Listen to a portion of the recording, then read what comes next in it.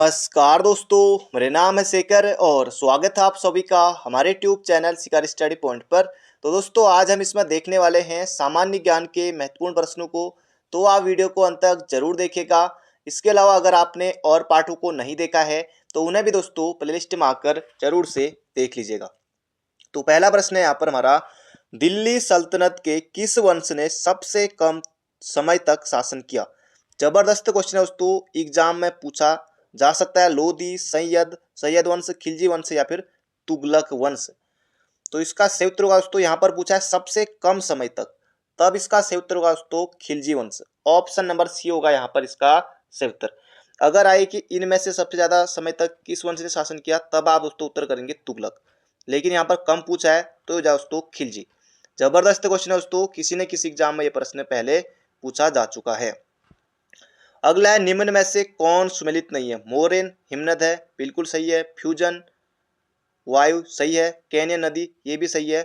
Incel वर्ग दोस्तों ये हिमनद यहाँ पर यानी कि ग्लेशियर नहीं होगा। ये दोस्तों पर्वत या एक द्वीपीय पर्वत है, ये नहीं होगा। इसका सही उत्तर हो जाएगा हमारा ऑप्शन नंबर बी। और जो इनसेल वर्ग है दोस्तों ये एक जर्मन भाषा का शब्द है। तो बढ़ते हैं अगले प्रश्न की तरफ। इसका सही उत्तर हो जाएगा ऑप्शन नंबर बी। अगला प्रश्न है, निम्न में से कौन सा देश कैस्पियन सागर से सीमा नहीं बनाता है? जबरदस्त क्वेश्चन है दोस्तों, कौन सा देश कैस्पियन सागर से सीमा नहीं बनाता है? Iran, Iraq, Kazakhstan, Azerbaijan. जबरदस्त क्वेश्चन है दोस्तों, ईरान। ईरान दोस्तों बनाता है, इराक नहीं बनाता है। तो इसका सही उत्तर हो जाएगा हमारा ऑप्शन नंबर बी। कजाकिस्तान भी, अजरबैजान भी, तुर्कमेनिस्तान भी, रूस भी, ये सब दोस्तों बनाते हैं। तो इसका सही उत्तर हो जाएगा इराक। अगला प्रश्न है, निम्न में से किसने द्वितीय गोलमेज सम्मेलन में भाग नहीं लिया था? तो इसका सही उत्तर होगा दोस्तों जवाहरलाल नेहरू ने द्वितीय गोलमेज सम्मेलन में भाग नहीं लिया था। द्वितीय गोलमेज सम्मेलन दोस्तों 1931 में हुआ था। उससे पहला गोलमेज सम्मेलन 1930 में हुआ था। फिर तीसरा 1932 में हुआ था। लगातार दोस्तों हुए थे। जवाहरलाल नेहरू ने दोस्तों इसमें भाग नहीं लिया था। महात्मा गांधी ने भी दोस्तों इसमें भाग लिया था, क्योंकि एकमात्र जो यह द्वितीय गोलमेज सम्मेलन, इसमें दोस्तों महात्मा गांधी ने भाग लिया था। और गांधी ने दोस्तों यहाँ से लौटने के बाद एक कथन कहा था कि मैं खाली हाथ लौटा हूँ पर अपने देश की इज्जत पर बट्टा लगने नहीं दिया। कुछ इस तरह का कथन गांधी जी ने बोला था इसके बाद। तो इसका सही उत्तर होगा यहाँ पर जवाहरलाल नेहरू। बाकी ऑप्शन के हिसाब से बाकी इन तीनों ने लिया था, मदन मोहन मालवीय, महादेव देसाई, प्यारेलाल नैयर। बाकी इन ऑप्शन के बारे में बहुत कम अभ्यर्थियों ने पढ़ा होता है जो डीपली तैयारी करते हैं। अगला प्रश्न है दोस्तों, ये देखिए, जबरदस्त क्वेश्चन है और भी चीजें हम जानेंगे इस प्रश्न से। राष्ट्रीय मानवाधिकार आयोग का गठन कब हुआ दोस्तों? पहला प्रश्न यही बनता है। तो 12 अक्टूबर 1993। ये भी दोस्तों याद रखना आपको, 12 अक्टूबर 1993 राष्ट्रीय मानवाधिकार आयोग की दोस्तों स्थापना हुई थी। एक प्रश्न ये बन गया, राष्ट्रीय मानवाधिकार आयोग के अध्यक्ष एवं अन्य सदस्यों की नियुक्ति के लिए सिफारिश करने वाली समिति का सदस्य कौन नहीं है? अध्यक्ष के लिए दोस्तों जो प्रथम अध्यक्ष थे दोस्तों वो कौन थे? तो दोस्तों रंगनाथ मिश्र।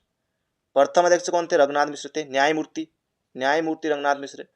वर्तमान में दोस्तों जो राष्ट्रीय मानवाधिकार के अध्यक्ष हैं, काफी ज्यादा महत्वपूर्ण प्रश्न है, करंट अफेयर में पूछा जा सकता है।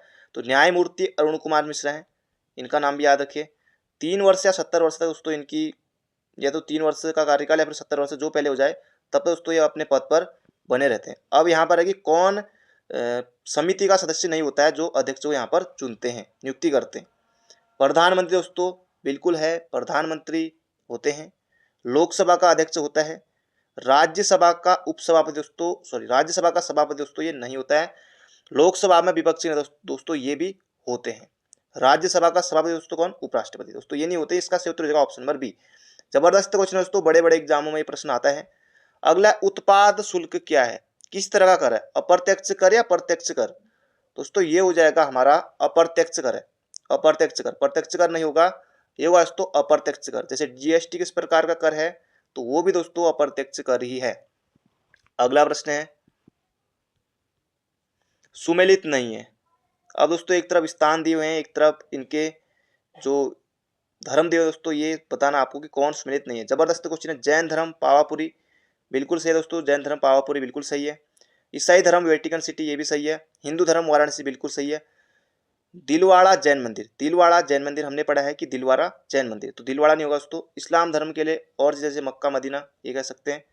और दिलवाड़ा दोस्तों आपको पता है, सभी को पता है कि यह है जैन धर्म से संबंधित। तो इसका सही उत्तर होगा ऑप्शन नंबर डी। जबरदस्त क्वेश्चन है दोस्तों, बढ़ते हैं अगले प्रश्न की तरफ। अगला प्रश्न है, पर्ल हार्बर पर आक्रमण निम्नलिखित में से किस युद्ध से संबंधित है? पर्ल हार्बर पर आक्रमण, तो इसका सही उत्तर होगा दोस्तों द्वितीय विश्व युद्ध से संबंधित है।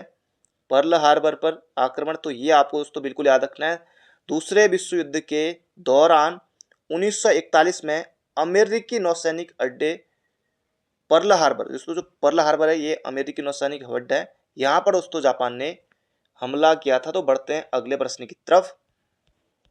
अगला प्रश्न है, किस वायसराय के समय में कम्युनल अवार्ड आया था? तो ये इसका सही उत्तर होगा दोस्तों लॉर्ड वेलिंगटन। 1931 से लेकर 1936 के बीच में थे दोस्तों ये वेलिंगटन, तो उस समय दोस्तों आया था कम्युनल अवार्ड। तो बढ़ते हैं अगले प्रश्न की तरफ। अगला प्रश्न है, अवध के किस नवाब ने लखनऊ में बड़ा इमाम बाड़ा बनाया था? पहला प्रश्न दोस्तों यही बनता है कि बड़ा इमाम बाड़ा ये कहाँ स्थित है? तो ये लखनऊ में स्थित है, एक प्रश्न ये बन गया। अब उसको किसने बनाया था ये यहाँ पर पूछा गया है। जबरदस्त क्वेश्चन है दोस्तों, इसका सही उत्तर हो जाएगा आसफ उद दौला। याद रखिएगा आसफ उद दौला, जबरदस्त क्वेश्चन है दोस्तों, एग्जाम में आपको पूछा जा सकता है, देखने को मिल सकता है ये प्रश्न। और लखनऊ में है बड़ा इमाम बाड़ा, तो ये भी आपको याद रखना है। तो आसिफ उद दौला हो जाएगा इसका बिल्कुल ही सही उत्तर। अगला प्रश्न है यहाँ पर हमारा, हम भारत के लोग शब्दों का प्रयोग भारतीय संविधान में कहाँ किया गया? जबरदस्त क्वेश्चन है। नागरिकता, राज्य सरकार, नीति निर्देशक तत्व या इनमें से कोई नहीं? तो नीति निर्देशक तत्व दोस्तों इसका सही उत्तर बिल्कुल नहीं है, ना ही राज्य सरकार ना ही नागरिकता। इसका सही उत्तर दोस्तों ये कहें, ये है दोस्तों प्रस्तावना में। हम भारत के लोग, क्योंकि प्रस्तावना आपने पढ़ी होगी बचपन से और अभी भी, तो हम भारत के लोग दोस्तों ये है प्रस्तावना में। तो बिल्कुल याद रखिएगा, देखिए इस तरह के क्वेश्चन आजकल एग्जाम बनते हैं, तो ये आपको याद रखना है कि हम भारत के लोग दोस्तों कहाँ है, इसका वर्णन ये है दोस्तों प्रस्तावना में। और प्रस्तावना को दोस्तों भारतीय संविधान का परिचय पत्र भी कहते हैं, क्योंकि उसमें ये सब बताया गया है। तो बढ़ते हैं अगले प्रश्न की तरफ। अगला प्रश्न है, किन दो पर्वत श्रेणियों के मध्य कश्मीर घाटी स्थित है? जबरदस्त क्वेश्चन है दोस्तों, इसका सही उत्तर हो जाएगा बृहत हिमालय व पीर पंजाल के बीच दोस्तों कश्मीर घाटी स्थित है। बिल्कुल आपको याद रखना है, एग्जाम में दोस्तों ये प्रश्न पूछा जा सकता है। अगला प्रश्न है, भारत में केंद्रीय गंगा प्राधिकरण की स्थापना कब हुई? जबरदस्त क्वेश्चन है दोस्तों, एग्जाम में आपको देखने को मिल सकता है। तो इसका सही उत्तर दोस्तों 1985 में हुई थी, ये आपको बिल्कुल याद रखना है। केंद्रीय गंगा प्राधिकरण, पीएम थे दोस्तों उस समय कौन? राजीव गांधी। तो इसका सही उत्तर हो जाएगा 1985 में केंद्रीय गंगा प्राधिकरण। अगला प्रश्न है, कंप्यूटर का प्रश्न दोस्तों है, जबरदस्त क्वेश्चन है, पूछा गया था किसी एग्जाम में। कंप्यूटर सुरक्षा के संदर्भ में क्रैकर्स किस नाम से जाने जाते हैं? जबरदस्त क्वेश्चन है दोस्तों, ये हो जाएगा black hat hackers. Black hat hackers option number C हो जाएगा इसका बिल्कुल सही उत्तर। टफ क्वेश्चन है दोस्तों। अगला प्रश्न है, कयाल क्या है? डेल्टा है, एक प्रकार की मृदा है, केरल का लैगून है या फिर तराई मैदान है? तो ये उसका सही उत्तर दोस्तों केरल का लैगून। कयाल क्या है? तो केरल का लैगून। पढ़ते हैं अगले प्रश्न की तरफ। अगला प्रश्न है, भीमबेटका किसके लिए प्रसिद्ध है? जबरदस्त क्वेश्चन है दोस्तों, भीमबेटका किसके लिए प्रसिद्ध है? ये हो जाएगा गुफाओं के शैल चित्र। भीमबेटका दोस्तों कहाँ है? मध्य प्रदेश में, एमपी में है। मध्य प्रदेश के रायसेन जिले में है। ये भी पूछा गया था कि किस जिले में है भीमबेटका मध्य प्रदेश के, ये भी याद रखना आपको, रायसेन जिले में है। गुफाओं के शैल चित्र दोस्तों, ये भी आपको याद रखना है। भीमबेटका की दोस्तों खोज किसने की थी? ये भी महत्वपूर्ण प्रश्न है, किसी एग्जाम में पूछा गया था कि भीमबेटका की खोज किसने की थी? तब इसका सही उत्तर होगा दोस्तों विष्णु श्रीधर वाकड़कर ने। विष्णु श्रीधर वाकड़कर ने भीमबेटका की खोज की दोस्तों। जबरदस्त क्वेश्चन एग्जाम में पूछा जा सकता है। अगला प्रश्न है, निम्नलिखित में से किस अधिनियम द्वारा संवैधानिक निरंकुशता का सिद्धांत प्रवृत्त किया गया? जबरदस्त क्वेश्चन है दोस्तों, इसका सही उत्तर हो जाएगा 1935 का भारत सरकार अधिनियम। बिल्कुल याद रखिएगा दोस्तों, 1935 के भारत सरकार अधिनियम द्वारा संवैधानिक निरंकुशता का सिद्धांत प्रवृत्त किया गया। जबरदस्त क्वेश्चन है, एग्जाम में दोस्तों आपको देखने को मिल सकता है। अगला प्रश्न है हिंदू विधवा पुनर्विवाह अधिनियम किस वर्ष पारित हुआ था। जबरदस्त क्वेश्चन है दोस्तों, ये आपको एग्जाम में प्रश्न देखने को मिल सकता है। इसके द्वारा दोस्तों विधवा विवाह को वैध घोषित किया गया था। इसका सही उत्तर दोस्तों 1856 में हिंदू विधवा पुनर्विवाह अधिनियम पारित हुआ था। बिल्कुल याद रखिएगा, एग्जाम में आपको देखने को मिल सकता है। अगला प्रश्न है किस प्राचीन गणराज्य के राजा चंड प्रदोत थे। जबरदस्त क्वेश्चन है, बन सकता है वज्जी, काशी, अंग या अवंती। तो इसका सही उत्तर होगा अवंती। अवंती गणराज्य के राजा चंड प्रदोत थे। बिल्कुल आपको याद रखना है, हो सकता है एग्जाम में पूछ लिया जाए। अगला प्रश्न है किस शैलकृत गुफा में 11 सिरों के बोधिसत्व का अंकन मिलता है। इसका सही उत्तर दोस्तों कन्हेरी, जो कि दोस्तों बंबई के बोरीवली में। तो ये हो जाएगा दोस्तों यहाँ पर कन्हेरी। अगला प्रश्न है निम्न में से कौन सा युग्म सुमेलित नहीं है। यहाँ पर दोस्तों दर्रे दिए हुए हैं, देखिए जैसे आपको बताया कि लिपुलेख उत्तराखंड में, पिथौरागढ़ में, नाथुला सिक्किम में है, रोहतांग दोस्तों हिमाचल में है, पालघाट दोस्तों ये कर्नाटक में ना होकर के दोस्तों ये होगा केरल। पालघाट कर्नाटक में ना होकर के केरल में है। बाकी दोस्तों सिर्फ नाथुला एक नंबर के लिए आ सकता है, लिपुलेख आपको पता ही है। रोहतांग सिर्फ एक नंबर के लिए आ सकता है कि रोहतांग दर्रा कहाँ है, तो हिमाचल में। तो कैसे भी दोस्तों प्रश्न आ सकता है। तो पालघाट दोस्तों ये हो जाएगा कहाँ, केरल में। बिल्कुल याद रखिएगा, पालघाट दोस्तों कहाँ है, केरल में है। अगला प्रश्न है सबसे कम आयु में भारतीय राष्ट्रीय कांग्रेस का अध्यक्ष बनने वाला कौन था। जबरदस्त क्वेश्चन है दोस्तों, एग्जाम में ये प्रश्न पूछा जा सकता है। इसका सही उत्तर हो जाएगा अबुल कलाम आजाद। मौलाना अबुल कलाम आजाद दोस्तों भारत के पहले विधि व शिक्षा मंत्री थे, ये भी आपको याद रखना है। और ये सबसे कम उम्र में, सबसे कम आयु के भारतीय राष्ट्रीय कांग्रेस के अध्यक्ष बनने वाले पहले व्यक्ति दोस्तों कौन, मौलाना अबुल कलाम आजाद। अगला प्रश्न है जवाहरलाल नेहरू ने दोस्तों कांग्रेस के ऐतिहासिक अधिवेशन, जो कि दोस्तों लाहौर अधिवेशन था, उसकी अध्यक्षता की थी 1929 के। तो वो भी आपको याद रखना है, जबरदस्त क्वेश्चन है वो भी। और यहाँ पर उत्तर होगा अबुल कलाम आजाद।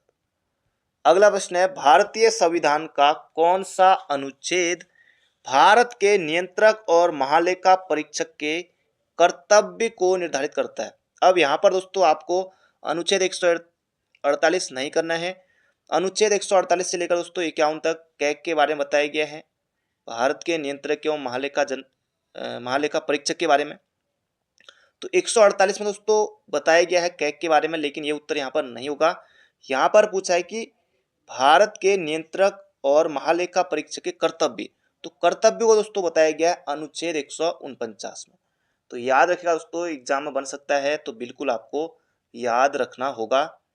अगला प्रश्न है समाजवादी पत्र अवांटी का संपादक थी। दोस्तों ये आपको यहाँ पर बताना है, समाजवादी पत्र अवांटी के संपादक कौन थे, ये आपको यहाँ पर हिटलर, मेजनी, मुसोलिनी या काउर। तो इसका सही उत्तर दोस्तों मुसोलिनी। बिल्कुल याद रखिएगा, एग्जाम में प्रश्न आपको देखने को मिल सकता है। अगला प्रश्न है जल प्रदूषण निवारण तथा नियंत्रण अधिनियम किस वर्ष लागू किया गया। जल प्रदूषण निवारण तथा नियंत्रण अधिनियम किस वर्ष लागू किया गया। तो इसका सही उत्तर होगा दोस्तों 1974 में। अगर आए कि वन्य जीव संरक्षण अधिनियम ये कब आया, तो 1972 में। पर्यावरण संरक्षण अधिनियम कब आया, तो 1986 में। उपभोक्ता संरक्षण अधिनियम कब आया, तो ये भी 1986 में। तो ये दोस्तों कई इस तरह के प्रश्न हैं जो बार बार एग्जाम में रिपीट होते हैं, तो इन्हें भी याद कर लीजिएगा। तो जल प्रदूषण निवारण तथा नियंत्रण अधिनियम, इसका सही उत्तर हो जाएगा 1974 में। अगला प्रश्न है स्ट्रोम्बोली है एक। अब दोस्तों ज्वालामुखी तो है, ज्वालामुखी सभी में है, तो किस तरह का ये ज्वालामुखी है दोस्तों, ये हो जाएगा जागृत ज्वालामुखी है। तो इसका सही उत्तर होगा दोस्तों ऑप्शन नंबर सी, यानी कि दोस्तों इसको सक्रिय ज्वालामुखी, यहाँ पर जागृत लिखा है, थोड़ा आपको दिक्कत हो रही होगी। सक्रिय ज्वालामुखी आपने पढ़ा होगा, तो इसका सही उत्तर होगा दोस्तों ऑप्शन नंबर सी, जागृत या फिर सक्रिय ज्वालामुखी। याद रखिए, तो ये आपको बिल्कुल याद रखना है। तो स्ट्रोम्बोली ज्वालामुखी दोस्तों है कहाँ है वैसे, तो इटली में है, इटली में है। और इसे दोस्तों भूमध्य सागर का प्रकाश स्तंभ भी कहा जाता है, इस ज्वालामुखी को, स्ट्रोम्बोली ज्वालामुखी को, जो कि है एक सक्रिय ज्वालामुखी। अगला प्रश्न है पंचायती राज संस्थाओं को संवैधानिक मान्यता प्रदान करने की अनुशंसा करने वाली समिति का नाम था। जबरदस्त क्वेश्चन है दोस्तों। पंचायती राज संस्थाओं को संवैधानिक दर्जा प्राप्त करने की प्रदान करने की अनुशंसा करने वाली समिति का नाम था दोस्तों LM सिंघवी समिति, ना कि अशोक मेहता समिति। LM सिंघवी समिति दोस्तों कब आई थी? तो ये आई थी 1986 में। और अशोक मेहता समिति दोस्तों ये कब आई थी? 1977 में। BR मेहता, बलवंत राय मेहता समिति कब आई थी? तो 1957 में। तो सभी आपको याद रखना है। इसका सही उत्तर हो जाएगा यहाँ पर LM सिंघवी समिति, लक्ष्मी सिंघवी समिति के द्वारा इसकी सिफारिश पर ही दोस्तों पंचायती राज संस्थाओं को संवैधानिक मान्यता प्रदान की गई थी। जबरदस्त क्वेश्चन है, पूछा जा सकता है। अब एक तरफ दोस्तों यहाँ पर दिवस दिए हुए हैं, एक तरफ यहाँ पर किस दिन दोस्तों किस तिथि को मनाया जाता है यहाँ पर एक तरफ दिया हुआ है। विश्व गौरैया दिवस कब मनाया जाता है? तो 20 मार्च को। एक नंबर के लिए दोस्तों यही आता है। विश्व जल दिवस 22 मार्च को। ये दो तो सही है। अंतर्राष्ट्रीय गणित दिवस 14 मार्च दोस्तों, ये भी सही है। शून्य भेदभाव दिवस, ये तो थोड़ा दोस्तों आपको नया लग रहा होगा, बहुत कम अभ्यर्थियों ने इसे सुना होगा। तो शून्य भेदभाव दिवस तो ये मनाया जाता है कब? 1 मार्च को। तो इसका सही उत्तर हो जाएगा ऑप्शन नंबर बी। बाकी दोस्तों ये सभी हमारे सही हैं। अगला प्रश्न है, भारत में दल विहीन राजतंत्र किसने प्रस्तावित किया? भारत में दल विहीन राजतंत्र किसने प्रकाशित किया दोस्तों? प्रस्तावित किया। जबरदस्त क्वेश्चन है, एग्जाम में आपको देखने को मिल सकता है। जवाहरलाल नेहरू दोस्तों इसके सही उत्तर यहाँ पर नहीं है। इसका सही उत्तर हो जाएगा जयप्रकाश नारायण। जेपी ने दोस्तों दल विहीन लोकतंत्र राजतंत्र की अवधारणा दी थी, दल विहीन राजतंत्र की। तो ये भी दोस्तों आपको बिल्कुल याद रखना है। और समग्र क्रांति का भी दोस्तों इन्होंने नारा दिया था जयप्रकाश नारायण यानी कि जेपी ने। तो बढ़ते हैं अगले प्रश्न की तरफ। अगला प्रश्न है, झूम किसे कहते हैं? झूम दोस्तों आप सभी को पता है, झूम क्या है? कृषि है। और राजी जनजाति भी दोस्तों करती है, भोटिया जनजाति भी थोड़ा बहुत। तो इसका सही उत्तर दोस्तों खेती की एक पद्धति। तो झूम कृषि आपको पता है पूर्वोत्तर राज्यों में होती है, बाकी उत्तराखंड में भी होती है थोड़ी बहुत। तो ये दोस्तों ऑप्शन नंबर सी। अगला प्रश्न है, मृतकों का टीला किसे कहते हैं? तो ये कहते हैं दोस्तों मोहन जोदड़ो को। तो ये आपको दोस्तों बिल्कुल याद रखना है, मृतकों का टीला इसे कहा जाता है, बिल्कुल आपको याद रखना है। मोहन जोदड़ो दोस्तों कहाँ है? ये दोस्तों पाकिस्तान में है, पाकिस्तान के लरकाना जिले में दोस्तों है। ये आपको बिल्कुल याद रखना है। कौन सी नदी दोस्तों उधर बहती है जहां पर मोहन जोदड़ो है? तो सिंधु नदी। सिंधु नदी, ये भी आपको याद रखना है, क्या पता एग्जाम में पूछ लिया जाए। बाकी लोथल कहाँ है? गुजरात में है। आयोग कई बार इस प्रश्न को पूछ चुका है। हड़प्पा दोस्तों ये भी पाकिस्तान में ही है। हड़प्पा भी दोस्तों पाकिस्तान में ही है, रावी नदी के तट पर है। तो बढ़ते हैं अगले प्रश्न की तरफ। अगला प्रश्न है, वह स्थान निम्न में से कौन सा है जहां हर्षवर्धन ने बौद्ध महासम्मेलन का आयोजन किया था? जबरदस्त क्वेश्चन है। हरिद्वार, प्रयाग, काशी या सारनाथ? तो हरिद्वार दोस्तों बिल्कुल नहीं है, इसका सही उत्तर है प्रयाग, इलाहाबाद। तो यह आपको बिल्कुल याद रखना है। हर्षवर्धन ने बौद्ध महासम्मेलन का दोस्तों यहाँ पर आयोजन किया था। जबरदस्त क्वेश्चन है, एग्जाम में हो सकता है पूछ लिया जाए। अगला प्रश्न है, निम्न में से कौन सा अशोक का द्विभाषिक अभिलेख है? जबरदस्त क्वेश्चन है, अशोक का द्विभाषिक अभिलेख। तो ये आपको बताना है, शाहबाजगढ़, शाहबाजगढ़ी, लघुमान, धौली या फिर सारेकुना। तो इसका सही उत्तर दोस्तों सारेकुना अशोक का द्विभाषिक अभिलेख है, बिल्कुल याद रखेगा, हो सकता है दोस्तों एग्जाम में पूछ लिया जाए। अगला प्रश्न है, केशव चंद्र सेन और उनके समर्थकों ने 1867 में कौन सा समाज बनाया? 1867 में दोस्तों, ये 66 हो गया, इसको 67 कर लीजिए। 1867 में कौन सा समाज बनाया? तो इसका सही उत्तर होगा दोस्तों प्रार्थना समाज। ये आपको दोस्तों बिल्कुल याद रखना है। इसकी डेट है 31 मार्च 1867।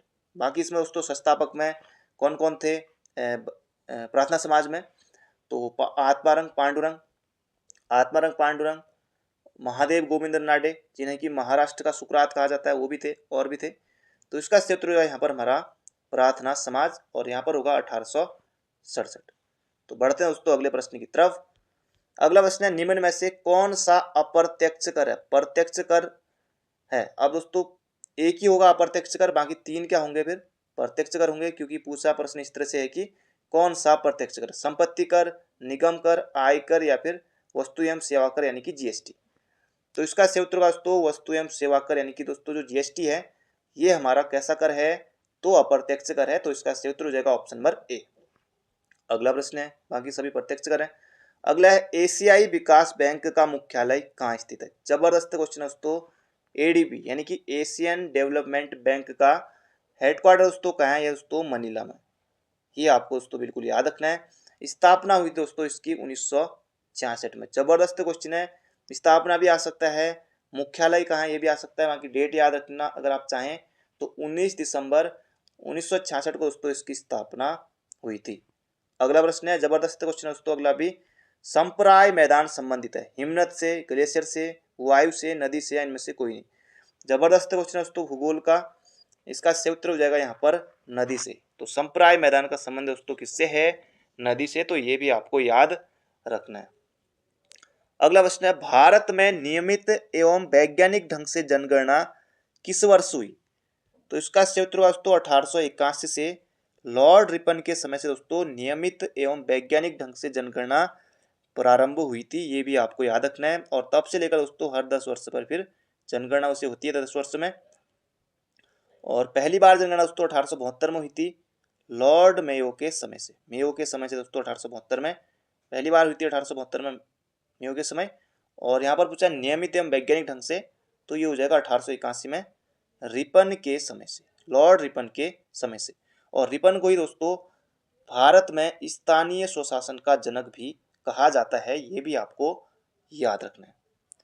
अगला प्रश्न है, निम्नलिखित में से कौन हल्दी घाटी के युद्ध में महाराणा प्रताप की सेना का सेनापति था। पूछा गया था दोस्तों हल्दी घाटी का युद्ध कब हुआ दोस्तों, 1576 में हुआ था अकबर और महाराणा प्रताप के बीच। तो यहाँ पर आपको बताना है कि महाराणा प्रताप का सेनापति कौन था। तो इसका सही उत्तर दोस्तों हकीम खान। तो इसका सही उत्तर होगा ऑप्शन नंबर डी। जबरदस्त क्वेश्चन है दोस्तों, बड़े बड़े एग्जामों में ये प्रश्न आता है। तो ये थे आज के हमारे महत्वपूर्ण प्रश्न। बाकी मिलते हैं बहुत जल्दी एक नई वीडियो में। अभी तक दोस्तों अगर आपने लाइक नहीं किया है तो लाइक जरूर कर दीजिए, चैनल पर नए हो तो चैनल को सब्सक्राइब जरूर कर लीजिएगा। बाकी मिलते हैं बहुत जल्दी एक नई वीडियो में। Thank you friend, thank you so much. अपना ध्यान रखिए और तैयारी करते रहिए।